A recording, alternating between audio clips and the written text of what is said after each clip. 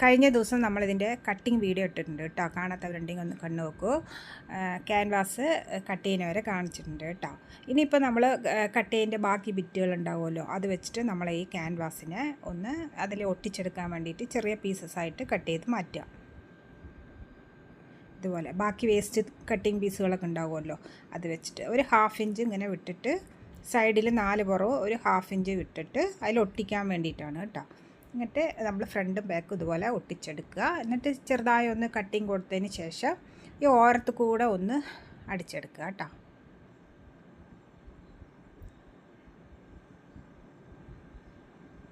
ഇതുപോലെ ചുറ്റി ഒന്ന് അടിച്ച് അതിൽ പിടിപ്പിച്ച് വയ്ക്കുക.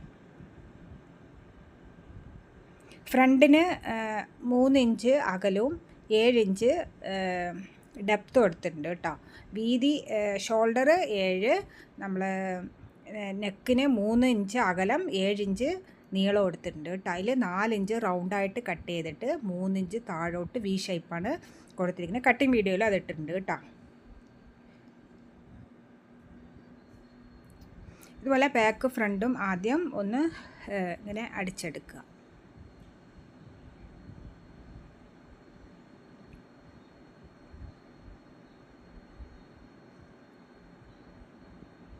എന്നിട്ട് നമ്മൾ നെക്ക് ആദ്യം തന്നെ കട്ട് ചെയ്യേണ്ട, ഇതുപോലെ വെക്കുക കേട്ടോ. അളന്ന് വെച്ചാൽ മാത്രം മതി.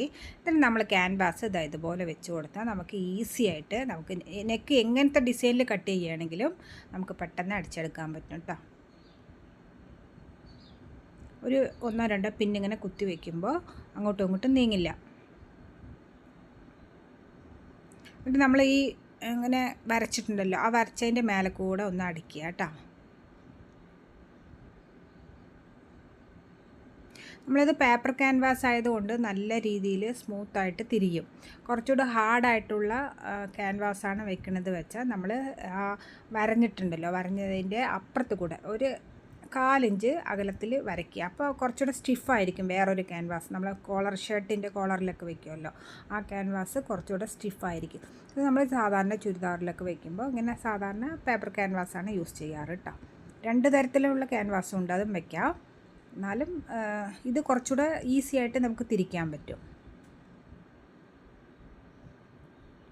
ഇതാണ്, അങ്ങനെ ഒന്ന് അടിച്ചെടുക്കുക. എന്നിട്ട് ഒരു 1/4 ഇഞ്ച് വിട്ടിട്ട് ചുറ്റും ഒന്ന് വെട്ടിയെടുക്കുക. അപ്പോൾ ഈസി ആയിട്ട് എത്ര അറിയാത്ത ആളുകളാണെങ്കിൽ പെട്ടെന്ന് നമുക്ക് നെക്ക് കട്ട് ചെയ്യാൻ ഈസിയാണ്. 1/4 ഇഞ്ചോ അങ്ങനെ വിടുക. എന്നിട്ട് നമ്മൾ സെൻറ്ററിൽ ഒരു വി ഷേപ്പ് ഉണ്ടല്ലോ, അത് കറക്റ്റായിട്ട് ആ എഡ്ജ് വരെ ഒന്ന് നൂലിൽ തട്ടാതെ വെട്ടി മാറ്റുക കേട്ടോ. പിന്നെ നമ്മൾ ഈ വി ഷേപ്പൊക്കെ വരുന്ന മൂലകളൊക്കെ ഉണ്ടല്ലോ, അതൊക്കെ ഒന്ന് ജസ്റ്റ് ഒന്ന് വെട്ടി വിടുക. വെട്ടി വിടുമ്പോഴാണ് നമുക്ക് കറക്റ്റ് എഡ്ജ് നന്നായിട്ട് തിരിഞ്ഞ് വരുള്ളൂ. അവിടെ ഓരോ വെട്ട് കൊടുക്കണം കേട്ടോ, എന്നാലാണ് കറക്റ്റായിട്ട് തിരിഞ്ഞ് വരുള്ളൂ.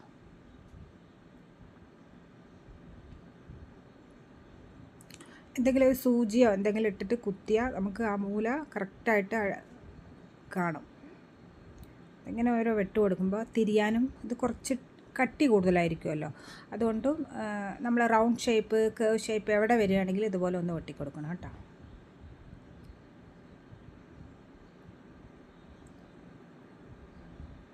എന്നിട്ടൊന്ന് തിരിച്ച് നോക്കിയോ, കറക്റ്റായിട്ട് വരും.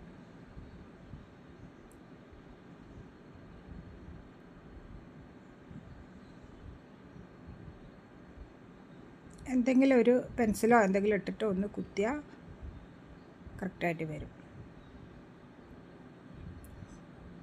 ഇതാണ് നമ്മുടെ ഫ്രണ്ട് നെക്ക് കേട്ടോ. എന്നിട്ട് മേലെ കൂടെ ഒരു സ്റ്റിച്ചോ 2 സ്റ്റിച്ചോ അതിൻ്റെ ഓരത്ത് കൂടെ ഒന്ന് അടിക്കുക, അല്ലെങ്കിൽ ഒരു 1/2 ഇഞ്ചോ 1/2 ഇഞ്ചോ 1/4 ഇഞ്ചോ അകലത്തിൽ ഒന്നുകൂടെ അടിച്ച് മാറ്റുക കേട്ടോ. അപ്പോൾ സ്റ്റിഫായിട്ട് പതിഞ്ഞ് കിട്ടും നമുക്ക്. ഇനി നമ്മൾ അതേപോലെ തന്നെ ബാക്കും അടിച്ചെടുക്കുക കേട്ടോ.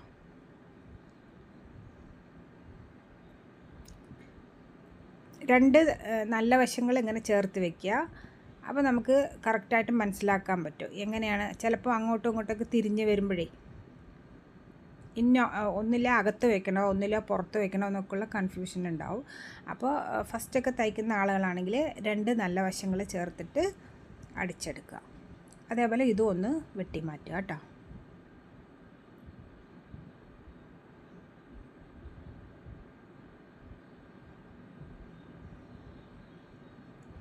ഇതുപോലെ പിശിരൊക്കെ ഉണ്ടെങ്കിൽ ഒന്ന് വെട്ടിക്കളയുക. അപ്പോൾ നമുക്കത് കറക്റ്റായിട്ട് നിൽക്കും.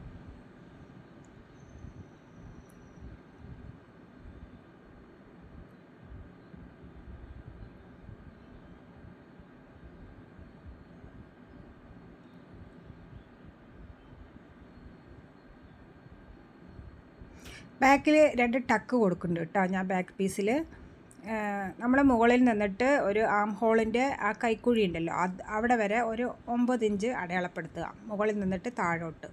എന്നിട്ട് സെൻറ്ററിൽ നിന്നിട്ട് ഒരു 4-4.5 ഇഞ്ച് ഗ്യാപ്പിൽ അടയാളപ്പെടുത്തുക. എന്നിട്ട് നമ്മളൊരു താഴോട്ട് ഒരു 9 ഇഞ്ച് വരുന്നത് പോലെ അങ്ങനെ ഹൈറ്റിനനുസരിച്ചിട്ട് അടയാളപ്പെടുത്തും. ഞാൻ 38 ഇഞ്ച് ഉള്ള ഒരാൾക്കാണ് തയ്ക്കുന്നത്. അതുകൊണ്ട് ഇതാ അവിടെ ഒരു 9, ഇവിടെ നിന്ന് ഒരു 4-4.5 കൊടുക്കുക, അവിടെ മാർക്ക് ചെയ്യുക. അതേപോലെ തന്നെ അവിടെ വിരൽ വെച്ചിട്ട് അടിയിൽ മാർക്ക് ചെയ്തെടുക്കണം. 2 ടക്കല്ലേ, അപ്പോൾ നമ്മൾ 2 ടക്കും അതുപോലെ മാർക്ക് ചെയ്യുക. 9 ഇഞ്ച് നീളത്തിലാണ് വെക്കുന്നത് കേട്ടോ.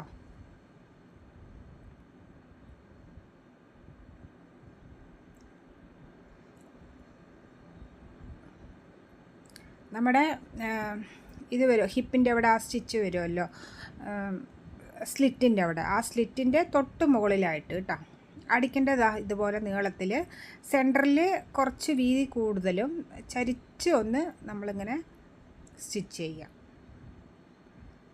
കാണാനൊരു ഫിനിഷിങ് ഉണ്ടാവും. നമുക്ക് എപ്പോഴെങ്കിലും ടൈറ്റ് വരുമ്പോൾ ഒന്ന് പിരിച്ചു കൊടുക്കാം. ഇത്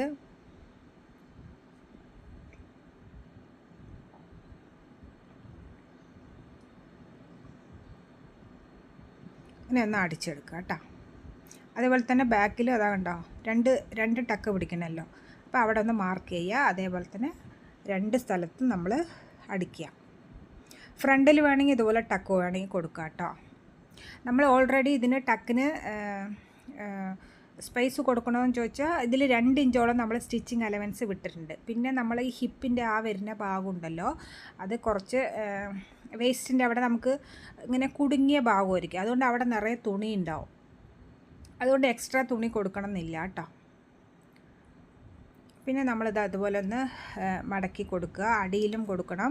അതുപോലെ സ്ലീവിൽ ഞാൻ എക്സ്ട്രാ 1 ഇഞ്ച് ഉള്ളിലേക്കാണ്, 1.5 ഇഞ്ചോളം തുണി കട്ട് ചെയ്തിട്ട് ഉള്ളിലാണ് വെച്ച് കൊടുക്കുന്നത്. കട്ടിങ് ചെയ്യുമ്പോൾ തന്നെ ഞാൻ പറഞ്ഞിട്ടുള്ളതാണ് കേട്ടോ. അത് കുറച്ച് ലെങ്ത്ത്, കറക്റ്റ് ലെങ്ത്താണ്, പക്ഷെ ഉള്ളിൽ കൊടുക്കാൻ എനിക്ക് തുണിയില്ല. അപ്പോൾ അത് ഇങ്ങനെ ഒരു 1.5 ഇഞ്ചിൻ്റെ ഒരു കട്ടിങ് വെച്ചിട്ട് നമ്മൾ ഉള്ളിലേക്ക് മടക്കി കൊടുക്കുന്നുണ്ട് കേട്ടോ.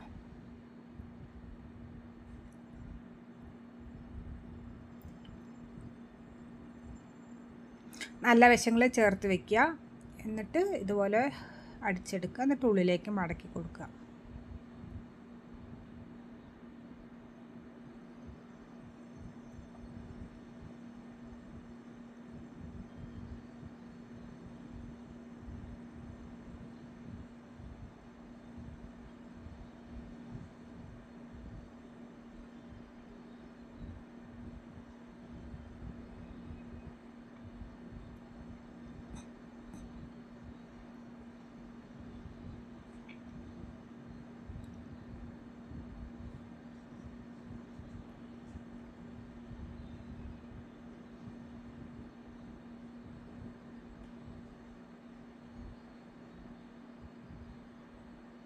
അങ്ങനെ നമ്മൾ 2 കൈയും അടിച്ചെടുക്കുക കേട്ടോ.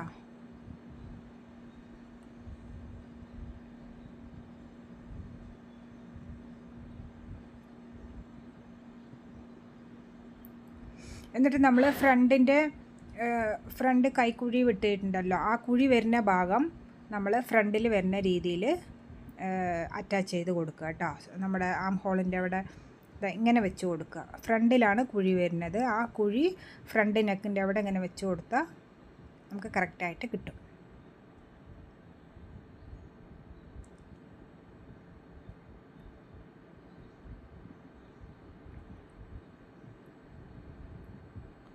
സെൻറ്ററുകൾ തമ്മിൽ ജോയിൻ ചെയ്തിട്ട് സെൻറ്ററിൽ നിന്ന് ഫസ്റ്റ് സ്റ്റാർട്ട് ചെയ്താലും കുഴപ്പമില്ല, സൈഡിൽ നിന്ന് സ്റ്റാർട്ട് ചെയ്താലും കുഴപ്പമില്ല. 2 കൈ വെച്ചതിന് ശേഷം നമ്മൾ ഈ ടോപ്പിൻ്റെ സൈഡ് ഓപ്പൺ വരുന്നത് വരെ നമ്മൾ എത്രയാണ് അളവ് വെച്ചാൽ അതിനനുസരിച്ചിട്ട് മാർക്ക് ചെയ്തിട്ട് അടിച്ചെടുക്കുക കേട്ടോ.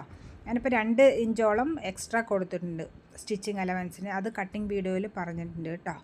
അതുപോലെ 1.5 ഇഞ്ചോ 2 ഇഞ്ചോ നമ്മൾ എത്ര കൊടുക്കണമെന്ന് വെച്ചാൽ താഴെ വരെ സ്ലിറ്റിൻ്റെ അതുവരെ അടിക്കുക.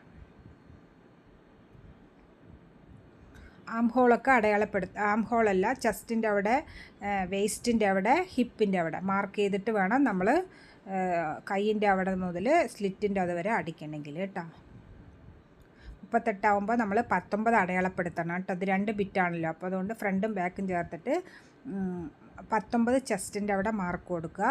നമ്മൾ മുകളിൽ നിന്നിട്ട് താഴോട്ട് 14 ഇഞ്ചാണ് വേസ്റ്റ് എടുത്തിരിക്കുന്നത്. വേസ്റ്റിൻ്റെ അവിടെ 36ആണ്, അപ്പോൾ നമ്മൾ 18 ഇഞ്ച് അവിടെ മാർക്ക് കൊടുക്കുക. അതുപോലെ ഹിപ്പിൻ്റെ അവിടെ ചെസ്റ്റിൽ വരുന്ന അതേ അളവായിരിക്കും ഓരോരുത്തർക്ക്, അല്ലെങ്കിൽ 1 ഇഞ്ച് എക്സ്ട്രാ കൊടുത്തിട്ട് 40 എടുത്തിട്ട് 10 ഇഞ്ച് 20 ഇഞ്ച്, ഇപ്പോൾ 2 ബിറ്റ് ആയതുകൊണ്ട് 20 ഇഞ്ച് മാർക്ക് കൊടുത്തിട്ട് അവിടെ സ്ലിറ്റ് ഉണ്ടാക്കാം കേട്ടോ. നമുക്ക് ഹിപ്പിൻ്റെ അവിടെ ചിലർക്ക് കുറച്ച് ടൈറ്റൊക്കെ വരുന്നത് കൊണ്ടാണ് 1 ഇഞ്ച് എക്സ്ട്രാ എടുക്കേണ്ടത്. ഞാനിപ്പോൾ ഹിപ്പിൻ്റെ അവിടെയും ഇത് ചെസ്റ്റിൻ്റെ അവിടെ ഒരേ അളവാണ് എടുത്തിരിക്കുന്നത്, 19ആണ് എടുത്തിരിക്കുന്നത് കേട്ടോ. 38 ഇഞ്ചുള്ള ഒരു ടോപ്പാണ് തയ്ക്കുന്നത് കേട്ടോ. അതുപോലെ കൈയിൻ്റെ അടിവണ്ണം 5 മാർക്ക് കൊടുത്തിട്ടുണ്ട്. അടിച്ചു കഴിഞ്ഞ് ഇത്രയേ ഉള്ളൂ കേട്ടോ. സ്റ്റിച്ച് ഒന്ന് മടക്കി കൊടുക്കുക. അടിയും ഒന്ന് മടക്കി കൊടുത്തിട്ടുണ്ട്. സ്റ്റിച്ചിൻ്റെ സൈഡ് ഒന്ന് മടക്കി അടിച്ചിട്ടുണ്ട് കേട്ടോ. അത്രയേ ഉള്ളൂ.